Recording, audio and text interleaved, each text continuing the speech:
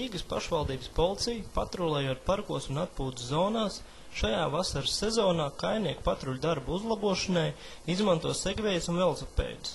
Šo pieredzi mēs smēlāmies no kolēģiem, kā piemēram Viļņā vai Francijā, kur tiek izmantoti segvēji, lai varētu patrulēt cilvēku atpūtas vietās, kā piemēram parkos, pludmalēs, kā arī jūs noteikti esat redzējuši, daudzās pasaules valstīs patrulē arī uz velosipēdiem. Un ņemot šo labāko pieredzi no kolēģiem, mēs arī šogad sākam ieviest, lai šis transports būtu kā videi draudzīgs, tā arī būtu iespējams lielāku platību izpatrulēt, jo kājnieku patruļi tomēr pārvietojas lēnāk un nevar kontrolēt tik lielu platību kā mūsu meža parks vecāki.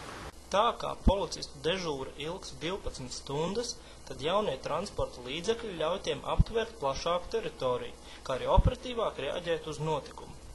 Protams, jau pirmie patrulēšanas mēneši ir devuši savu pozitīvo atsauksmi.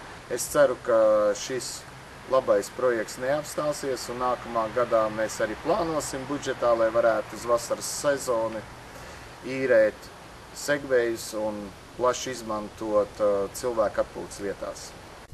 Rīgas pašvaldības policija saka lielu paldies mežparka apsaimniekotājiem, kas patrulēšanai Ķīšezera, Zoodārs, Bērnu pilsētiņas un Lielās Estrādes apkārtnē policijas darbiniekiem sagādāja riteņus.